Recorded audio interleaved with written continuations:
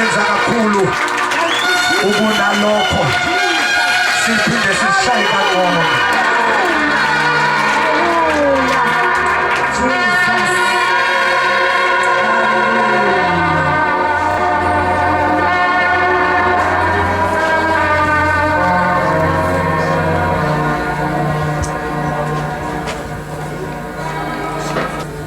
Ngiyafisa ukuthatha leli thuba abangcwele ngibingelele kakhulu. Ngeke inkosi uNkulunkulu ayigcobile wayimisa kule ndawo. Baba umfundisi uLuthuli kanye nomama. Ngiyacela sibanikeze ihlombe kakhulu bazalwane.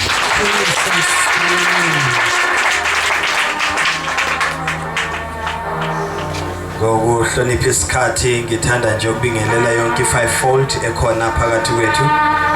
Leadership yase Rise Up Apostolic Church ngiyabingelela. Hallelujah.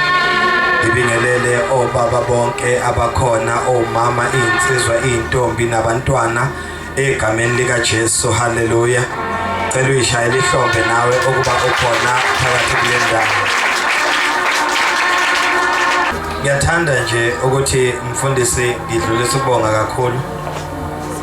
Kuyisibusiso kimi ukuthi ngibe ingxenye yenkonzo yamazwi esikhombisa namhlanje Rise Up Apostolic Church. Hallelujah. Ngiyacela sibaphinde ngehlombe elikhulu abazalwane.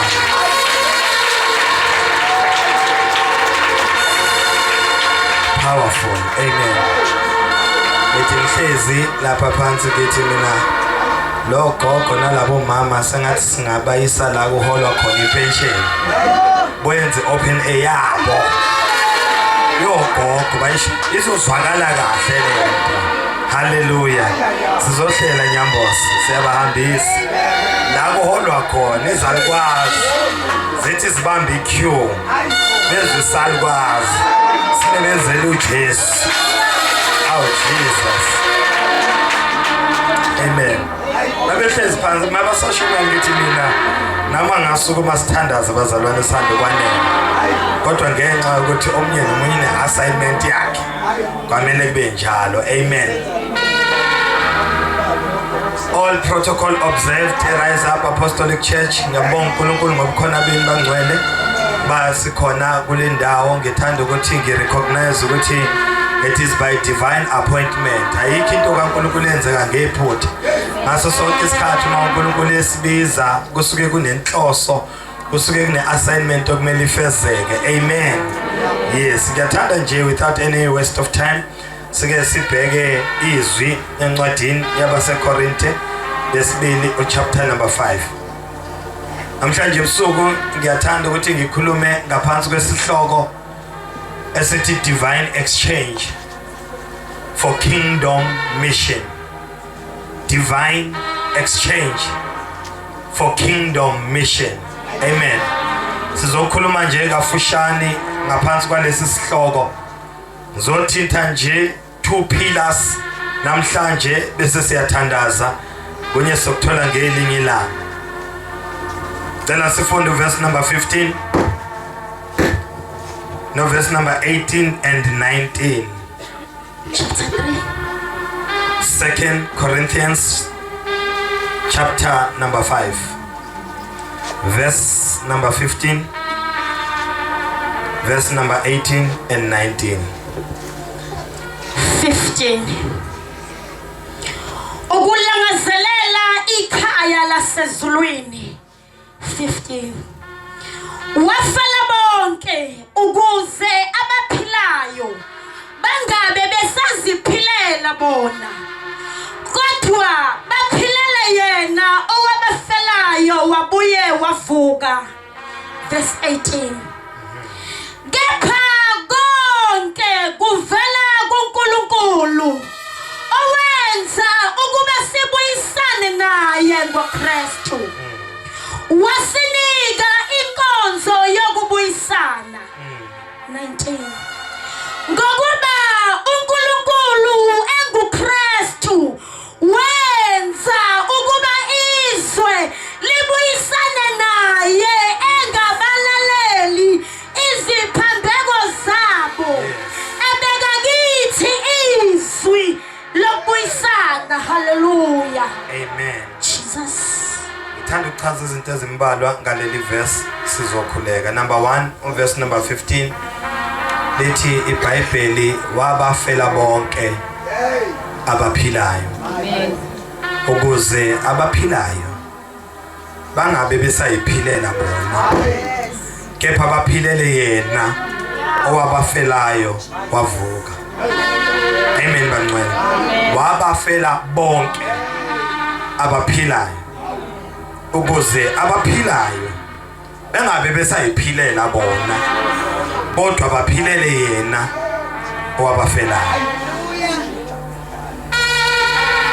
Bakhona bangcwele. Masiqhubeka lithi kepha konke kuvela kuNkulunkulu owenza ukuba sibuyisane naye ngoKristu. Amen bangcwele. Ngifisa si-imagine uJesu esesiphambanweni. Kunomuntu oke wakhuluma ngentando kaNkulunkulu. Uma esesiphambanweni uJesu lithi iBhayibheli into bekayenza inkonzo noma i-assignment ngokubuyisana komuntu noNkulunkulu. Amen bangcwele. And ngizoveza ama-dimensions amabili kule ndawo. Uma ezofeza inkonzo yokubuyisana kumuntu noNkulunkulu, uJohane sike sayibamba kuthiwa uthi it is finished. Kodwa uma ethi it is finished not yet finished. Ngoba it is finished ngokwengxenye yakhe. Bakhona abazalwane. Uma siqhubeka lana bese lithi wasinika bazalwane inkonzo yokwenzana yokubuyisana. Number 1 asike siyibheke la. Usesiphambanweni uzofeza inkonzo yokubuyisana kumuntu noNkulunkulu.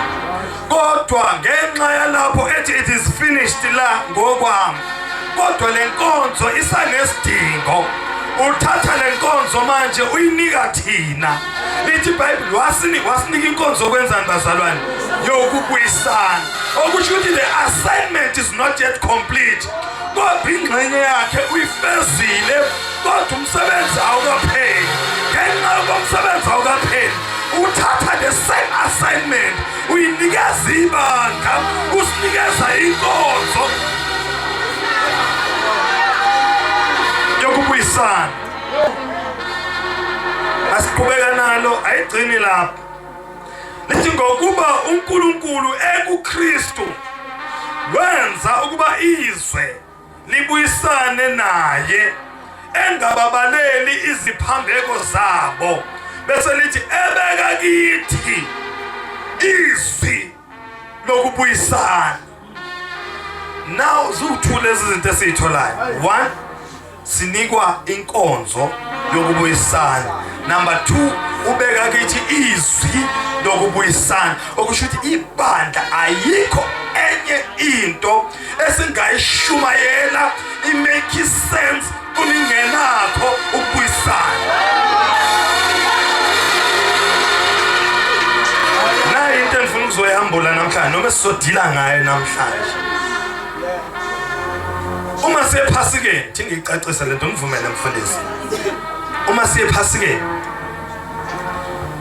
asiyi ukuba siyokhumbula ukufa nokuvuka kaJesu. Akusikho lokho. Uma uphelela lapho kusashoda. Kuyini ukufa nokuvuka? Uyazi ukuthi uJesu akusiyo umuntu oqala wafa wavuka. Uyazi ukuthi uJesu akusiyo umuntu ogcina wafa wavuka. Manje kuyini ukufa nokuvuka? Uma wena moye ephasikeni uyela ukufa nokuvuka kaKristu. Kuyini ukufa nokuvuka? Kodwa uma siyephasikeni siyo celebrate lokho okwa-achiveka ngokufa nokuvuka kwakhe. Asidini ngokuthi wafa wavuka. uLazarus wafa wavuka kodwa simcelebrate. Indodana yomShunemi yafa yavuka asicelebrate. Indodana yomfelekazi waseZerafeth yafa yavuka asicelebrate. Awukisho noDokasimbali wafa wavuka kodwa simcelebrate. Kungani la? Bese siza ngoKristu ngoba ngokufa nokuvuka kwakhe something was achieved. Ilokho okusenza sephasikeni. Oh Jesus. Akhona abangcwele. Number 2 ukuthi ngicacise indaba yesiphambano ngizoshumayela nje kafishane ngingakhathazeki kodwa kubalekile ukuthi ngiyiveze lento isiphambano on its own asinayo spiritual significance isiphambano bese ngena spiritual significance ethi ngichaza indaba yesiphambano uma uqala ku-introduce isiphambano as-introducewa ngamaJuda sa-introducewa abantu basePersia benzela ukuthi kujeziswe khona abantu ngokuthi babaphanyeke esiphambanweni kodwa amaPersia asenza nje sa-adopta abantu baseBhabhiloni kodwa nabo bayenza kwaba into encane kodwa mhla amaRoma eyibona lento ukuthi inamandla amaRoma bathatha isiphambano basiperfecta kwaba a very powerful instrument for execution senzelwa nje ukuthi kube into ye-execution ingakho umpostoli ethi the message of the cross is foolishness yini ethi ukula it is because bayazi lento le ayinamsebenzi walutho except ukuba umuntu aphanyekwe afe phelela lapho there's nothing spiritual ngayo akhona abazalwane ngenxa yalokho ke isiphambano senzelwa ukuba umuntu ozophanyekwa kuso angasheshe afe futhi kodwa afe very slow and very painful manje uma umuntu efa ebethelwe esiphambanweni kwakuyihlazo ingakho icilongo umfundisi 259 lithi entabeni kude kwakukhona isiphambano esinobuhlungu nehlazo this is what the cross was all about ungakhuluma nomRoma nje ngesiphambano uyitshela ukuthi uzoyibona kuyinto enamandla uzokuhleka ingakho umpostoli ethi kubula kubo ngoba kunento thina esayibona abangayibonanga and ilento engifuna siyibheke namhlanje ebusuku bakhona abangcwele so siya understand indaba yePhasika ayigcini ngokufa nokuvuka kodwa something was achieved there ngokufa nokuvuka kukaKristu bakhona abangcwele lithi ke iBhayibheli sebekhulumile ngoJesu esiphambanweni into enza lesi siphambano sibe namandla namhlanje size sikholelwe kangaka kuso ilento engikhuluma ngayo ngithi it's divine exchange i-divine exchange isho ukuthi kuba nokushintsha kwezinto kodwa lokushintsha kwezinto akukho physical ku-spiritual ngenze komnye umuntu angayiboni kodwa uNkulunkulu uyenzile ngoba it is divine it comes automatically kwalabo abaconnectayo i-exchange kusho ukuthi kunezinto engikupha zona nyambose nawe ngipho kunye bese siya exchange mina nawe uma ngiyothenga isinkwa we are exchanging ngimnika imali yena unginika isinkwa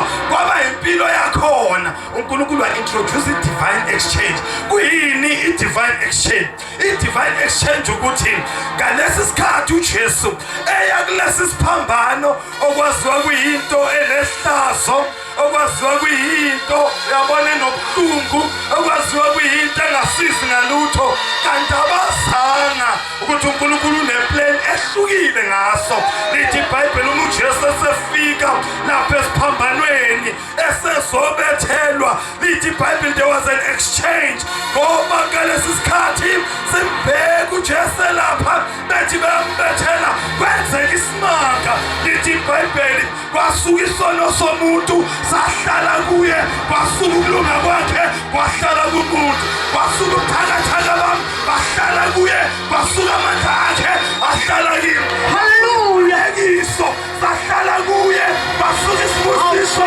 sahlala kimi bahlala kuye haleluya bahlala kimi oh Jesus kwaba ne-exchange yezinto kwaba nokushintsha kwezinto endaweni yami kwambethelwe yena uphila kwakhe kwangena yini haleluya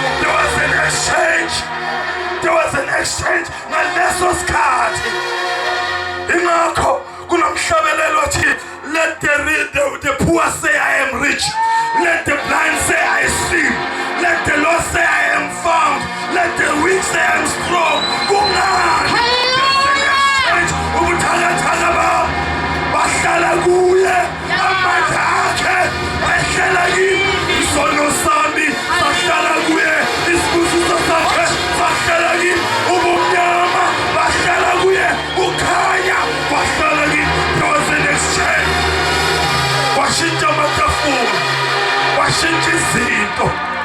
kwabonakala ubuyena bukimi obumina bahlala kuye. Ingakho umpostoli Paul mawufunda incwadi yamaGalatiya chapter number 2 verse number 20 uthi umpostoli Paul nempilo engiyiphilayo akusemina ophilayo kodwa uKristu uphila kimi. Kanti ukuphila kwasenyameni ngiphila ngokukholwa ngendodana yomuntu. There was an exchange. Uthi ubona mina awusaboni mina kodwa ubona yena. Usathane esehlasela uthi umefikela mkhona umebheka uthola ukuthi akusimina uJesu uqobo lwakhe akasakwazi ukumthinta ngoba akusimina ophilayo kodwa uyaphila kimi. Ethi uJakobe webazalwana nasi na mkhulu ongakini mkhulu ongakini there's been an exchange. Wahlala kumuntu wangena uJesu wahlala kimi. There was a divine exchange. Uma uNkulunkulu ekubheka akasaboni wena ubona uJesu uqobo lwakhe. Uma uNkulunkulu esibheka abasabani akasaboni thina ubona uJesu uqobo lwakhe because thina sabethe. Ingakho usho njalo umpostoli uthi I have been crucified with Christ Jesus.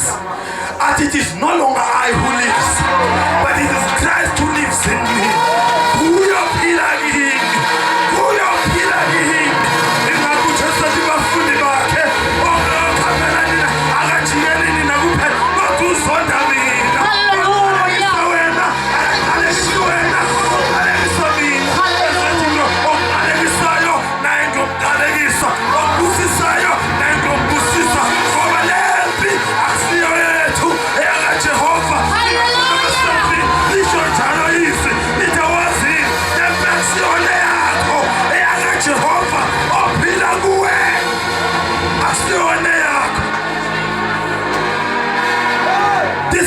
To understand ngenxa yalokho lesi siphambano esaziwa ngobuhlungu nehlazo sagcwaliswa ngenkazimulo.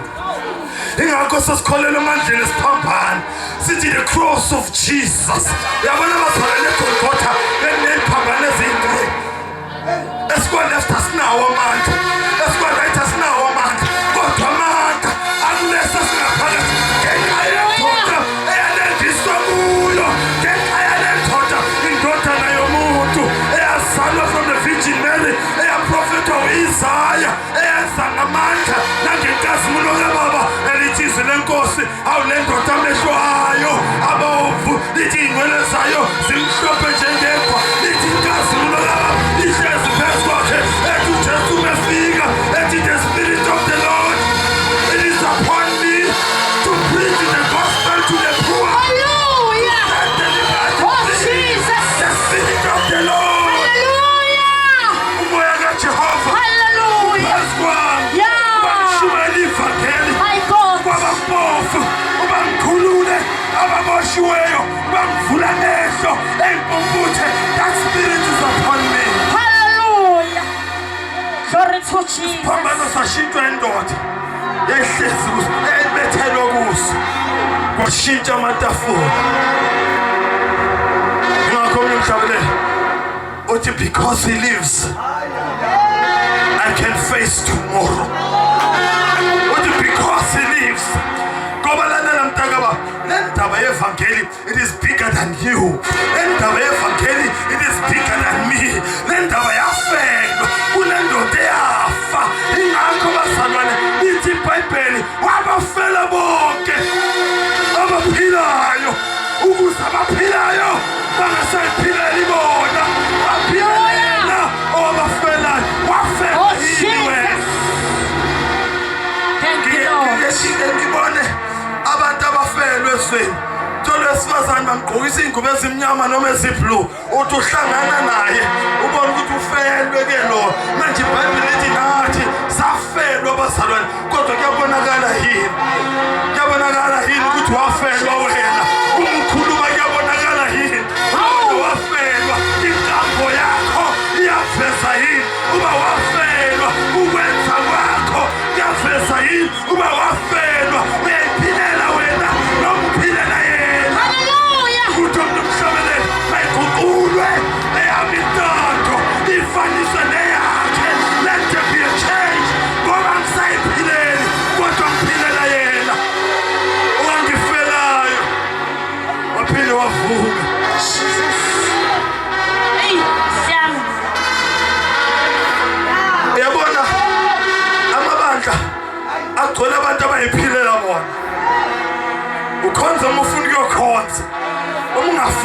ngingafuni futhi ukuthi angifuni nokufonelwa umuntu. Ningangibuza ukuthi ngikuphi uma ngikhona bongani uma ngikhona uma ngekho ngikho ningangibuza ukuthi wenzenja uphile labani. Jesu. Uphile labani. Divine exchange. Yabona le exchange inamandla.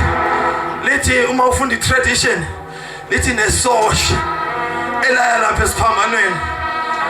Lithi lophula lamadoda inyawo lathola ukuthi uKristu ayisengahambile. Lithi ngimhlaba ohlangothini. I-tradition ithi le ndoda ayengaboni kahle emehlweni. Kodwa washo ukuthi I understand ukuthi kunezinto ezenzekayo.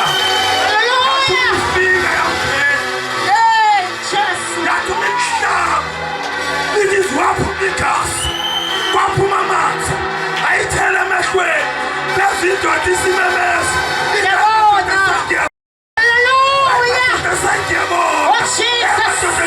bathi kwenzenjani yathi ngempela uyindodana kaSomandla lo sengiyabona engaboni kwenzeke divine exchange. Ngaleso sikhathi amehlo kaJesu asavalekile kodwa manje amehlo esosayavuleka. It was an exchange. Namhlanje uJesu yakwenza lokho ethi leso sifo sakho silethe kimi ethi uprofethi u-Isaya ngemivimbo yakhe siphilisiwe. Ngalesi sikhathi bemdweba bethi bayamlimaza mina nawe bese-receive healing, instant healing. Ushawa nje thina kunezinto engenayo sengathi siya bluetooth la no connect nge-bluetooth enye device lapha enye la. If you can just connect uthi send files uyibona ngapha ilokhu ithi sending engapha ithi receiving engapha ithi sending engapha ithi receiving. Namhlanje kusenjalo Jesus is still sending bakhona abareceivayo. Jesus is still sending. Hallelujah. There is a healing even tonight. There is a blessing even tonight. There is deliverance. Jesus. The name of Jesus. Kodwa umbuzo ukuthi uyaconnecta yini? Ngoba ungaconnecti ngenzeka ethi sending bese disconnection.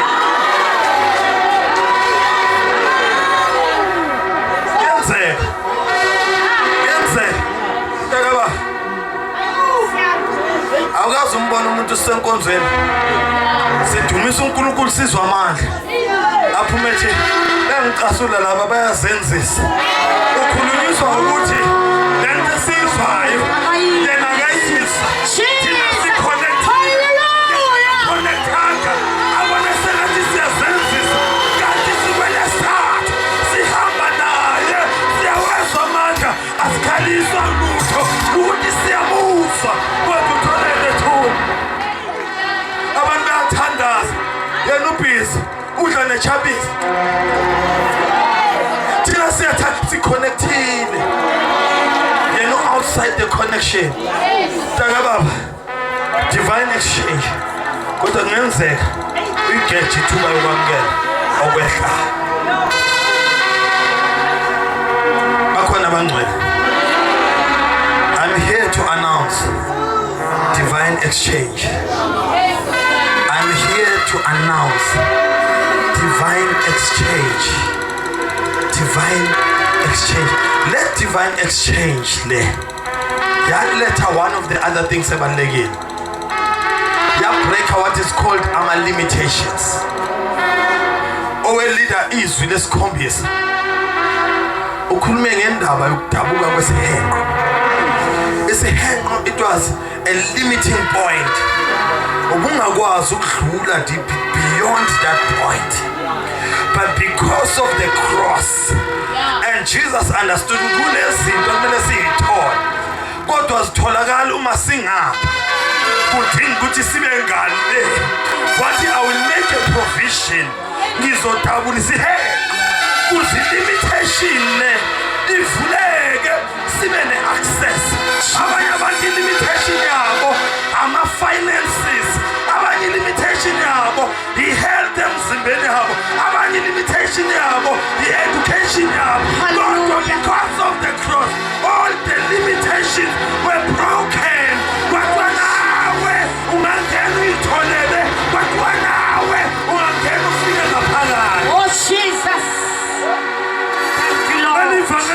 labafundile kuphela. Leli vangeli akusilo labantu abanemali, kodwa leli vangeli labo bonke abakholwa indodana kaSimakade. Divine exchange. We are receiver yini akumbuzo sethuze na ukuthi uya receiver yini. Uya receiver yini ngoba ngagecha lento.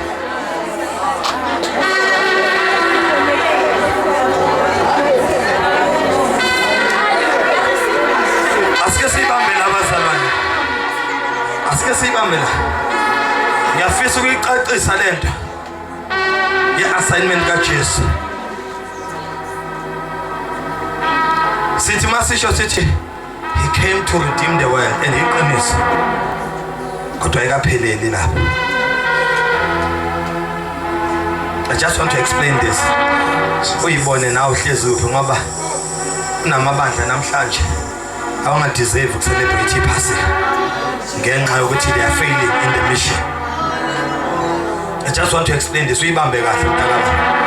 Ungathi ngiza nezambulo ezinje. Just follow me. Lithi iBhayibheli ngokuba uNkulunkulu ekuKristu wayebuyisana nomuntu. Bese maliqhubeka lithi uKristu wenzani? Wasinikeza inkonzo yokubuyisana. Ngamanye amagama uJesu uthi ebandleni lokhu bengikwenza sengiqedile lami ibandla, kodwa umsebenzi awukapheli. Lo msebenzi ngunikeza nina njengebandla. Lithi iBhayibheli wasinikeza inkonzo yokubuyisana. Wangagcina lapho wabeka nezwi lokubuyisana. Ni understand abazalwane? Okusho ukuthi ayikho enye into esingayenza njengebandla imthokozisa uNkulunkulu uma singeke sifeze intando yakhe. Ingakho yini le ntando kaNkulunkulu? Incwadi ka1 Timothy chapter number 2 uma ufunda 2 no 3 no 4 lithi ngokuba kulokhu kuhle kuyabongeka ngoba kuyintando kaNkulunkulu ukuthi kwenze njani ukuba bonke abantu benzeni basindiswe bese kwenzekani bafinyelele ekulazini iqiniso. Manje bazalwane uma uJesu ethi Baba let this cup pass over, besathi not my will but your will. What is the will ekakhuluma ngayo? Ekakhuluma ngale ntando ethi wena Baba ufuna bonke abantu basindiswe bafinyelele ekulazini iqiniso. Namhlanje mabadlela shumala ngayo yonke lento ukhombisa salahle assignment even the altar khona sayibiza. Abefundisi baphenduka ama motivational speakers, abavangeli baphenduka ama philanthropists, bakhuluma izinto ezinkulu kodwa asilethe ukubuyisana. Asilethe ukubuyisana. Ibandla la namhlanje singashumela ngayo yonke lento. Singababiza abafuna ukwamukela inkosi. Siqede sibiza abazokwamukela isibusiso. Sibiza abazokwamukela healing. Sibiza abazokwamukela deliverance. Lalela mntaka baba. You cannot get healing if you are not connected to the healer. Hallelujah. You cannot get a blessing Jesus. if you are not connected to the blesser. Thank you, Lord. Kwamele yekeli product ubamba umnikazi wayo. Ngoba ungaconnecta naye, healing is available, blessing is available, deliverance is available. Hallelujah. Abantu, they seek a blessing when they don't know the blesser. We want healing, but we don't want the healer.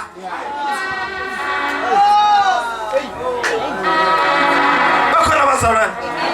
Masibiza asakhona bakhulana bafike bagcwale kwakuthiwa ukuthi lo muntu uza nje akazani naye. uJesu wake wathi akukho kuhle uba ngithatha isinkwa sabantwana ngisinikeze izitsha. Ngamanye amagama we need to be qualified to receive healing. iBhayibheli lithi isinkwa sabantwana Nyamboza. Healing akusinto kumele siyijulukele, lithi isinkwa sabantwana kodwa kusho ukuthi kumele siqale senze sibe ngabantwana elithi iBhayibheli bonke abamamkelayo bakholelwa ngaye babanikeza amandla negunya lokuba abantwana bakaNkulunkulu. Uma sengumntwana, there's things that I can access.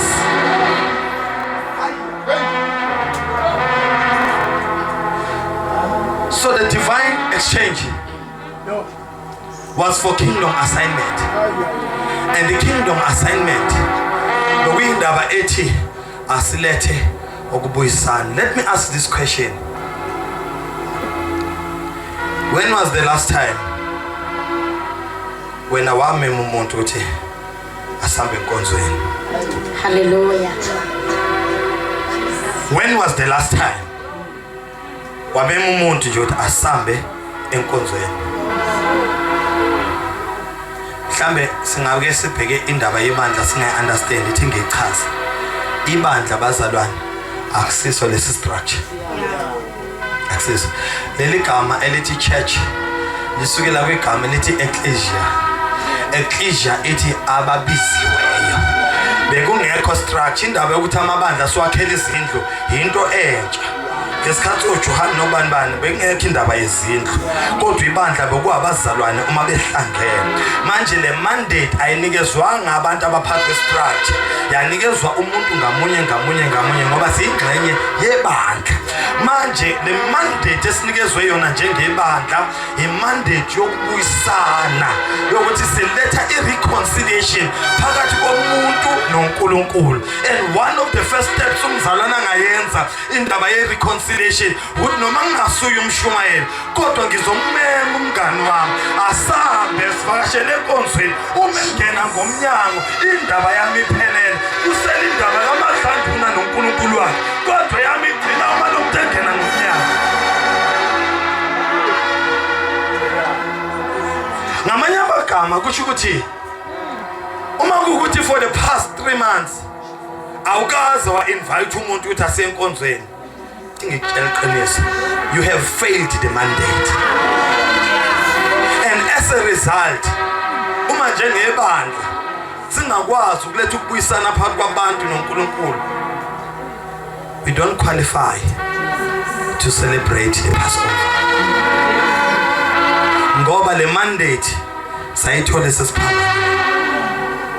Manje uma sesiyokhumbula isiphambano sengathi singayibona kwindaba yoku-account ukuthi masiyombona into yokuqala abuza yona ukuthi bayingaki enibuya nabo, bese sithi inkosi sibuya na-100, bese athi well done you good and faithful church. Release isibusiso phezu kwethu. Bayingaki abantu abazana nenkosi namhlanje ngenxa yokuthi wena wafakaza kuyo? Bengaki abantu namhlanje? Hey wenyambosa, azi masifike ezulwini mfowethu, kunabantu abazothi bayabathatha bathi asambe ensoni khomba uPetro noPaul, bathi no asilindeni kancane, anike ningibizele unyambosa eqala uma ekhona la. Bathi mebekubiza athi nyambosa ngibona ngihamba phezu kwegolide, ngifisa ukubonga mfethu ngoba washumayela ngaphenduka. uPetro ngamfunda eBhayibhelini, kodwa wena ngakuze ushumayela ngaphenduka. Kunabantu okumele bathi mabafika ezulwini before bafuna ukubona omunye umuntu bafune mina nawe basinike la singakhona etunesethola. Ngiyabonga mfundisi wami ngenxa yakho nami sengaphakathi. Ngiyabonga ukuthi awukhathalayo, ngiyabonga ukuthi washumayela, ngiyabonga ukuthi wabekezela, wayibamba lento yaze yangena nakini. Masifika ezulwini kunabantu ukuthi uPetro ngeke abaluleke kuba ukudlula mina. I'll be more important to them than uPetro. Ngenxa yokuba bayazi ukuthi nahlangana nabo ukuthi ngashumayela baphenduka bangena ngaphakathi. Banoshinyazwa uPetro njengoba nihlezi la, banoshinyazwa uJohane njengoba nihlezi la. Uma ungafika ezulwini ufuna uJohane ungakamfuni umuntu ohlalisela, unephutha mntakababa, unephutha ubuthakathi lobo. When we get there sifuna iy'nceku zenkosi asebenza ngazo uNkulunkulu ukuthi azuze thina uba singene ngaphakathi. ibandla lanamhlanje bazalwane, it is becoming a failure. Petro, no Johann, I don't think they can recognize the church of today. Ngoba ibandla lanamhlanje bazalwane lilahlekelwa identity. Ibandla lanamhlanje lihluleka ukubekezela ngenxa ye competition esezweni.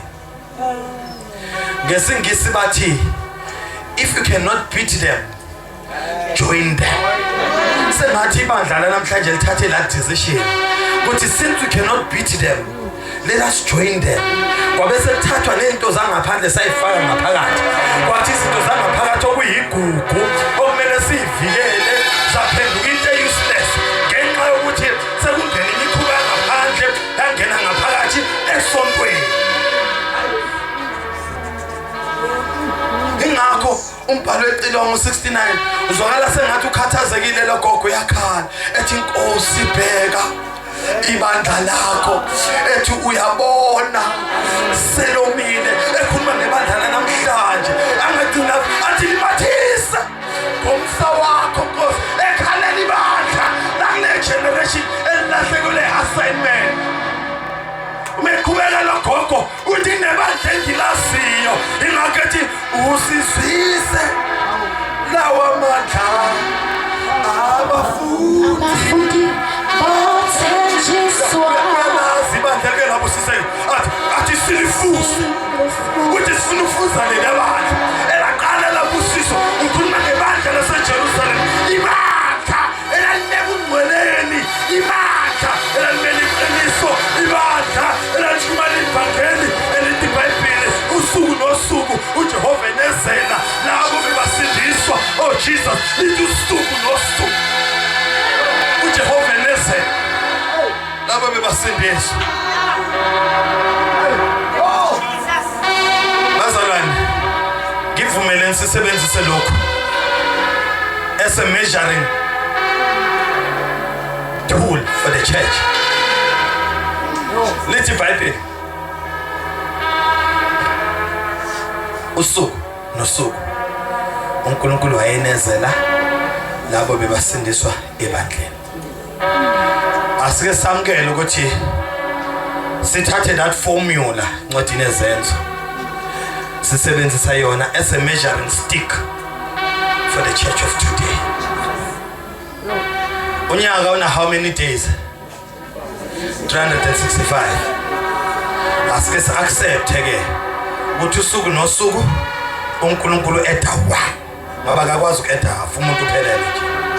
uNkulunkulu etha ngaki bazalwane? 1. Uma sibheka ibandla siqala January siphetha December. Ngo-January su-50 la ebandleni. Ngo-December kumele sibe ngaki bazalwane? Asikhuluma ngebandla manje. Ibandla elihlezi elinesibusiso sikaNkulunkulu ngosuku ku-Edwa 1. eJerusalem wa-Edwa 3,000 in one day. Asike suyeke ku-3,000 thina sihlale ku-1. Masiqala January su-50 nge-31 December kwamele sibe ngaki bazalwane kuleli bandla? Rise up kumele sibe ngaki? So sothatha 365 sithi plus u-50 wayekhona makuphela unyaka kumele sibe ngaki? Yo, over 400 singaki ma-rise up?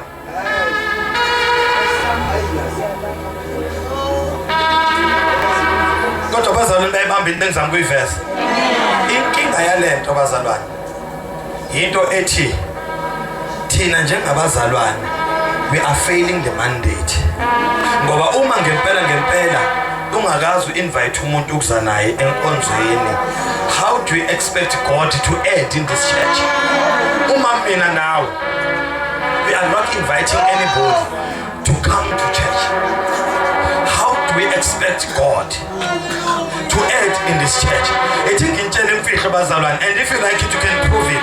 Uyabona mhlawumbe nawe sesi-invite uMadlandune ethi uyafika athole indlu igcwele ngaphakathi nangaphandle ngenxa yokuba thina siletha abantu. I can promise you ngevike Lord indlu ingadilizwa i-extend i-expand ngoba sekubonakele ukuthi kunabantu esibalethayo kodwa uma thina singabalethi senza ukuthi inceke kaNkulunkulu izithira uzothi uyenzelani vele mfundisi.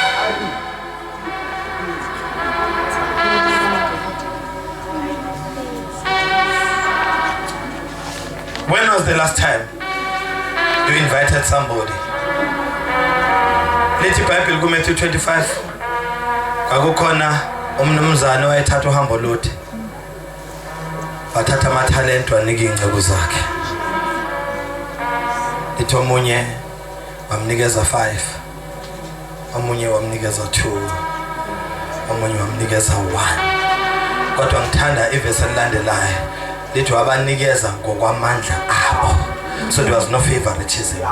Lithi wahamba waba khona isikhathi esebuyile ethi come back, let us settle the business.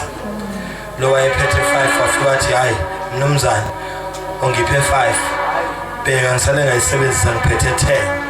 Wathi well done good and faithful servant. Athi come and dine with me. Esasho njalo nalo uphethe 2 wathi wow amazwi amnandi kangaka weze gijima naye wathi mnumzane mina wangiphatha wangiphanga 5 kodwa wangiphatha 2 kodwa 2 wangipha wona phela ngiphetha nala 2. Wazwakala ethi well done you good and faithful servant, come and dine with me. Waqhamuka le mambane evilapha engasebenzi yathi mina mnumzane wangipha 1 ngoba ngiyazi ukuthi wena uvuna la ungatshalanga khona ngayithatha ngayifihla naye ngiyayibuyisa. Lithi wathi makathathwe enzweni masiye phasikeni bazalwane nayi into engifuna sibe nayo engqondweni zethu siyo account kumnumzane. Uma siye phasikeni siyo account kumnumzane osinikeza imandate esesiphambanweni. Uma siye phasikeni kwamela sifike sithi mnumzane ungiphe 5 uyabona sengibuya ngiphethe 5 eloksembonelenga ethi well done you good and faithful servant ngiqhamuke lethi ungiphe 2 kodwa lozo ufika ephethe 1 uyothi esesiphambanweni athi thatheni lenti lahla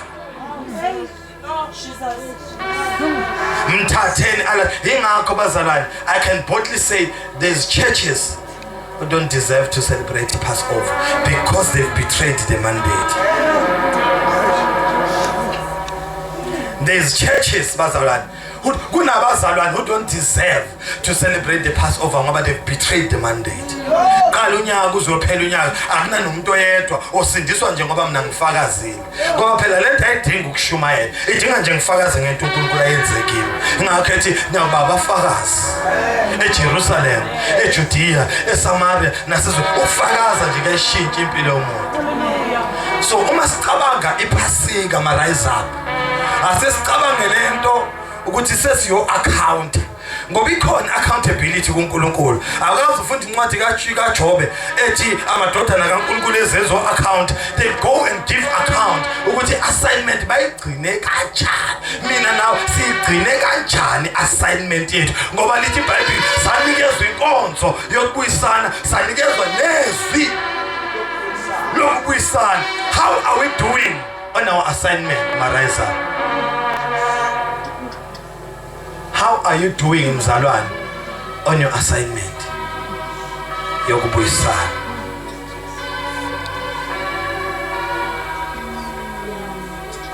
Salibona kodwa yini iphutha lethu?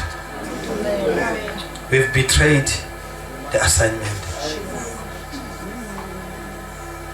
Kunezinto esezibaluleke ukudlula assignment.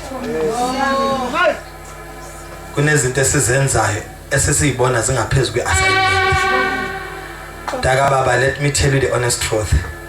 Ibandla that moves in the power and the anointing of Jesus kule generation ibandla lilambela imphefumulo. Ibandla abantu bayabhubha bazalwane. Ibandla lokulithi likhona. Ibandla libhizi ngeinto ezincane. Ibandla libhizi ngemicimbi emincane. Yabona senza izinto zokuyijabulisa kodwa abantu bayabhubha. How can we expect Jesus to be proud? Divine exchange for kingdom mission. Bazalwane, if we can understand the mission, Macegane will be blessed ngokuthi Rise Up Apostolic Church itshaleke kule ndawo. Bakhona kodwa bazalwane sengigcina ngifisa ukuveza nayo indaba. Originally uJesu eyofa ngoba akagcini ngokufa uyavuka. Ngifisa ukuveza nayo indaba ethi originally uNkulunkulu wayengafunanga ukuhlala eThempelini. Bengakabazi ukuthi akusuye uNkulunkulu oyewacinga noma wafuna ukuthi akhelwe iThempeli. Kodwa ukwakhiwa kweThempeli kwaba isifiso sika Davide. Owathi ekhuluma nomprofeti uNathan wathi kusenhlizweni yakhe ukuba ngakhela uNkulunkulu iThempeli. uNathan wathi kulungile yenza njengokufisa. Kwasho ukuthi uNkulunkulu wathi no Nathan, le ncaka ayikwazi ukungakhela noma ifisa ngenxa kwizandla zayo zinegazi. Kodwa ke ngoba uyafisa ngizovumela indodana yakhe ingakheli iThempeli. Kodwa uNkulunkulu qobo lwakhe wayengalifunanga iThempeli. Yena wayefuna ukuhlala nomuntu, wayefuna ukuhamba nomuntu, wayefuna ukuhlala phakathi kwethu. Kodwa ngenxa kaDavide uSimakade wavuma lakhiwa iThempeli, wakhonzeka uSimakade. uJesu ehamba emhlabeni engena kwisinagoge efundisa, engena eThempelini efundisa. Kodwa kwayibona le ndaba ukuthi after the cross umevuka uJesu akakaze waphindela eThempelini, akakaze waphindela kwisinagoge. Kodwa wabonakala phakathi kubantu. Abantu bathithe ukuthi kwenze njani ngokuthi istora into yaseqaleni ukuthi iThempeli akusindawo. Ingakho uprofeti uIsaya ethi izulu isihlalo sami sobukhosi, umhlaba isinabelo seenyawo sami. Ethi yiphi indlu engingakhela yona ngoba ngikwazi ukuhlala endlini ekwengezandla somuntu. Kodwa uSimakade uhlala phakathi komuntu. Uma abantu bethitheka bazakala umpostoli Paul athi anazi yini bazalwane uba imizimba yenu iThempeli kaMoya oNgcwele. Anazi yini bazalwane uSimakade akahlali la, kodwa uhlala la, uhamba nami. Akahlali la, akahlali endlini. Hallelujah. Kwengezandla. Yes, Jesus. Hallelujah. Oh, yes, Lord. Hallelujah. Oh, Jesus. Thank you, Lord. Uhamba nomuntu uJehova. Yes. Uhamba nomuntu uJehova. Wabonakala kuGenesis ehamba noEnoch. Lithi iBhayibheli uEnoch ena 300 years. Wahamba noSimakade, bahamba kanye kanye. Onyamboza babambana kanje. Lithi iBhayibheli uma kufika isikhathi soba uEnoch nomuntu bahlukana. Kwasho ukuthi uEnoch ubambile unamathele. Akasasuki uEnoch. Lithi iBhayibheli Enoch until he was no more. Usimakade wavele wanyuka nayo Enoch. uEnoch wangakubona ukufa. Jesus. Wangakho ngoba uSimakade uyahamba nomuntu. uJehova uyahamba nomuntu omuhle. Hallelujah. uJehova uyahamba nomama. Oh, Jesus. uJehova uyahamba nomama. Hallelujah. Uyahamba nomuntu. uJehova uyahamba nomuntu. Uyahamba nomuntu. uDavide ethi noma sengihamba esigodini sethu lokufa angenakwesaba lutho ngoba wena Jehova Oh, Jesus. Hallelujah.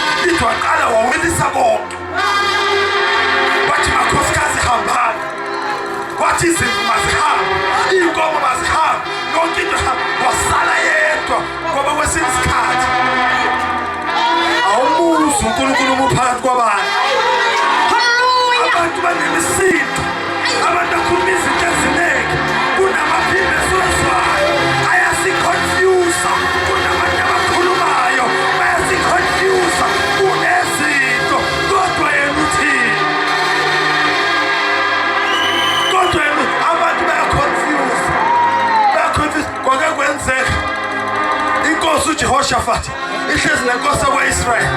Ithi iBhayibheli kwabizwa abaprofethi abawu-400. Ithi inkosi kwa-Israyeli singaya yini sohlasela abaprofethi abawu-400. Bathi hambani uJehova uyonikela isitha sakho esandleni sakho. Bathi hambani. Wathi uJehoshaphat uyalazi iphimbo likaNkulunkulu. Bathi sebekhulumile bonke kwazwakala uJehoshaphat athi kodwa mfethu akekho yini noyedwa umprofeti kaNkulunkulu. Ngamanye amagama uthi akekho yini umprofeti wangempela. Sekubazile laba abawu-400 kodwa akekho yini wangempela ke manje wangempela umprofeti. Lithi laba abawu-400 omunye waziwenza iy'mpondo zensimbi. Wathi uyabona wenkosi uJehova uthi nalezi zimpondo uyodistroy isitha sakho. Kodwa uJehoshaphat wamele into eyodwa. Akekho yini umprofeti wangempela kule ndawo. Akekho yini umprofeti wangempela. Kwazwakala inkosi yakwa-Israyeli yathi ukhona yethu uMikhaya. Kodwa inkinga yakhona angimthandi. Wathi ukhona yena uMikhaya kodwa angimthandi. Lalela mntaka baba uma usashumayela imessage enza ukuthi uthandwe yibo bonke abantu uyafeyila uyi-assignment. Uma usashumayela imessage ejabulisa abantu uyafeyila uyi-assignment. Yabona uma usumela iqiniso. Iqiniso liyafelwa mntaka baba. Uma usumela eqinisweni ubona ngoba abantu behlehla kuwe bese uyabona ukuthi yabona ke manje ibambe ngakho ke manje ibambe ngakho abangani bahlehlele emuva ngenxa yeqiniso. Ethi uJesu you will know the truth and the truth will make you free. Ngoba iqiniso liyakukhulula umuntu. The truth will make you free. NIV ithi the truth will set you free. But in New King James it doesn't speak about setting you free. It is the truth will make you free. Kwathiwa ukhona inkosi athi ukhona uMikhaya. Kodwa uMikhaya angimthandi ngoba akaprofethi okuhle ngayo. Abana laba bazalwane ukhona omunye la ozele kuzokwamukela isibusiso sePhasika. Mntaka baba namhlanje akunasibusiso kune-assignment. Assignment yokubuyisana. Ukhona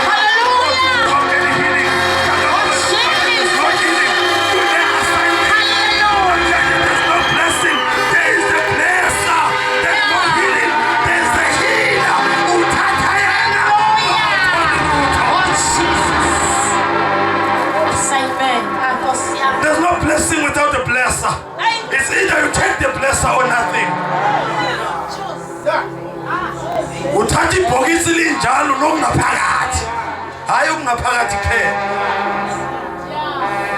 Bathe fika uMikhaya zamhlangabeza la amanye abaprofeti badlalela. Bonke abaprofeti bakhuluma into efanayo. Nezwi lakho malifane nelabo. Namhlanje the Church of God has been compromised. Izwi lishumayela la lifana nelishunyelwe next door.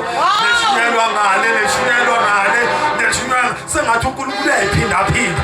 Akasanayo into angayisho namhlanje. Sesiphinda phinda into eyodwa. Come and receive, come and receive. Kanti uJehova uyakhuluma namhlanje. Ethi hey, there's no blessing, but there's a blesser. If you want a blessing, take the blesser. Take the blessing. Take the blessing. Sesizokhuleka. Kuthiwa kunendoda icebile kakhulu. Icebile kakhulu. Ineyimoto, inemali, inemfuyo, inayo yonke into ongayicabanga.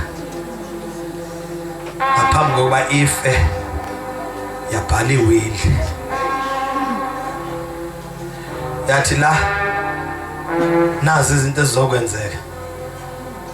Uzoshiya 3 things for indodana yami. Ithi indodana yami ngathatha yonke imali ekhona e-accountini. Kuzoba nemali ngapha kuleli side. Ngapha kuleli side athi kuzoba nezindlu. Kuleli side bathi kuzoba nemfuyo. Kwathiwa indodana yami kumele ikhethe ukukodwa. kukho konke ngikushilo. Uma siqedile ukukhetha yonke enye into esalayo ngishiyela the servant of the house. Lawa yeklina elima enza yonke into.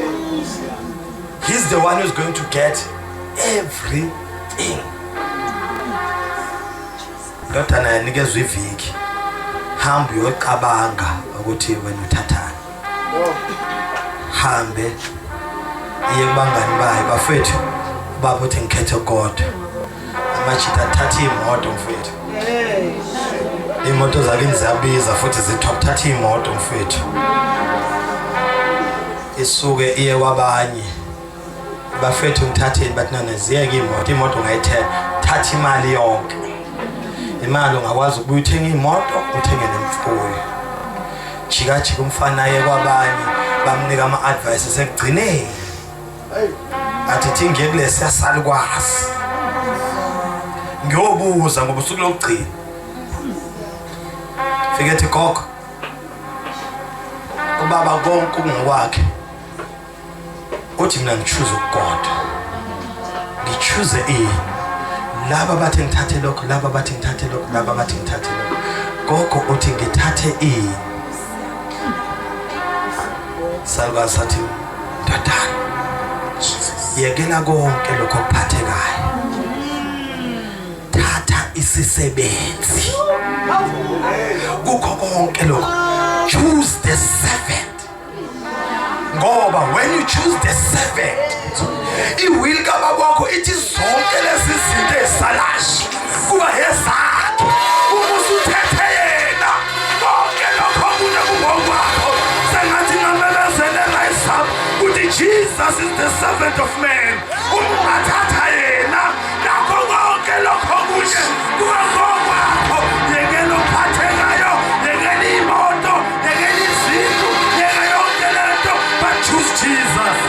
Bangakusukume esinengeni yawo. Choose Jesus. Hallelujah. Thathu uJesu kuphela. Konke lokho kunye kuyokuba ngokwakho. Kuyokuba ngokwakho. Namhlanje usuku ngiyafisa ukukhuleka nomuntu. Ngenzeka ukhona phakathi kwethu. Futhi usujwayele ukuba phakathi kwethu. Like Baba, just want to encourage you. It is never too late. Kodwa namhlanje you can establish the connection. Ungabuya uestablish i-connection ngoba ezinye izinto nje zidinga i-connection power. Hayi ngoba zingasebenzi kodwa zidinga i-connection. Uthola ukuthi ukhona kule ndawo and now uyazi ukuthi inhliziyo yakhe ilangazelela leya connection oyaziyo naye. Uthi noma usuthandaza uzumthandazo wakho ube namandla kodwa namhlanje uzoyala ngathi uthule. You need that connection. Kuyiphasika simkhumbuleleni esiphambanweni. You can establish the connection. You can establish the connection. Lapha itolo engisebenza khona kwafika indoda izoshintsha i-toast ithi lento ifile. Umthetho uthi uma umuntu ezoshintsha into esebenza ngogesi anayishintshe niyayitesta kuqala. Emithathwa iyotestwa lento ngasemuva iyashisa lento kusho ukuthi iyasebenza. Kodwa mnomzane iyasebenza lento. Bathi lento ayisebenzi. Bathi iyasebenza lento. Wayithathwa waphindela ekhaya. Wabuye sethukuthele kwangempela ukuthi ngintshela ukuthi lento ayisebenzi. Wathiwa mnomzane iyasebenza lento. Ngena ngapha siyi-check yathathwa yaplugwa kwi-connection point kwaswitchwa on wayibona isishisa. Umebile ekhaya wathi no lento iyasebenza. Inkinga was the connection plug. Kunabantu abaphethe into esebenzayo. Uzucabange ngathi ayisebenzi lento. No yona iyasebenza kodwa inkinga i-connection plug. Kudinga kulungiswa i-connection. Namhlanje ebusuku mina nawe singaba nalo ithuba to reconnect. Uma ukhona phakathi kwethu one othi ngiyafisa ukumamukela lo Jesu abe inkosi nomsindisi wempilo yami. I want the blesser, not the blessing. I want the healer, not the healing. Gijima uze ngaphambili sizokhuleka nawe. Uma ukhona phakathi kwethu uthi ngifuna ukuvuselela lento amandla oqala into bengiyizwa uma nginaye namhlanje ngenxa yokuthi bendlela ngizwa sengathi amandla yehla. Namhlanje you can reconnect avuselelwe lamandla ube uSamson wesikhathi uhlumile once again.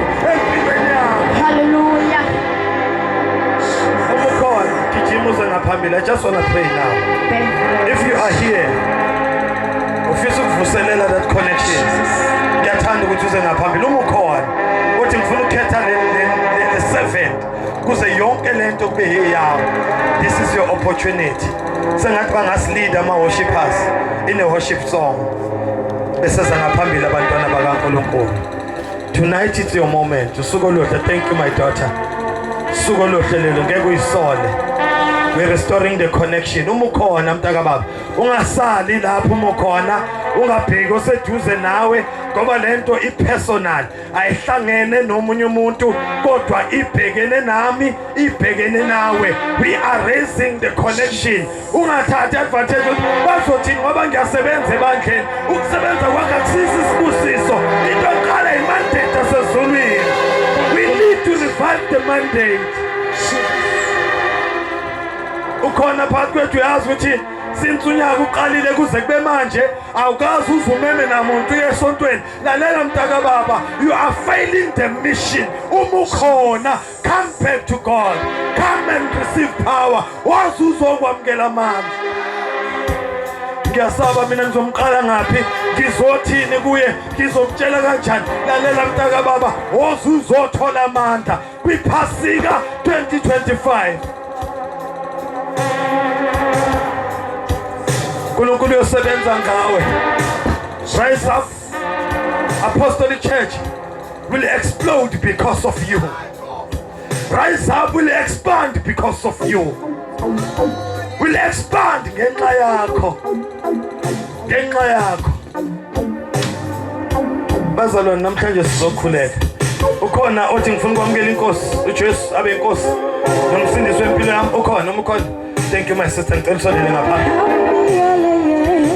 Thank you so much. Khona umunye othi nami ngifuna ukumkhetha namhlanje kuze zonke lezi izinto kube ezami. Lalela mntaka baba, ithuba elikanje impela kancane. Oh Jesus, ithuba elikanje likhona. Ungagcini ngokwazana nathi kuphela, kodwa yazana nayo sifizileyo. Ithuba likhona namhlanje ebusuku.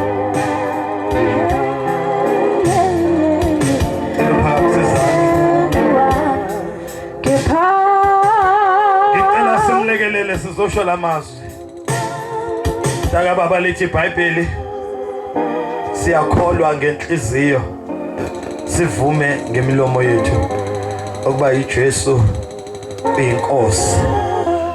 Bawafa uNkulunkulu wamvusa kwabafileyo. Ngiyakholwa lokho yini. Amen. Ngicela lamazwi baba, ngicela simlekelele. Inkosi Jesu, ngiyabonga ithuba ongenzele lona namhlanje ebusuku. Ngiza kuwe ngithethelele zonke iziphambeko zami, ngithethelele zonke izono zami. Impilo yami angisafuni ukuyiphathela yona, kodwa ngiyibeke ezandleni zakho ukuba ungiphathele yona. Ngena enhlizweni yami ube inkosi nomsindisi okuphila kwami. Nginika amandla Nkosi ukuba ngihambe nawe indlela yonke. Igama lakho likhazimuliswe ngenkambo yami, ngegama lika Jesu Kristu waseNazaretha. Amen. Jesus.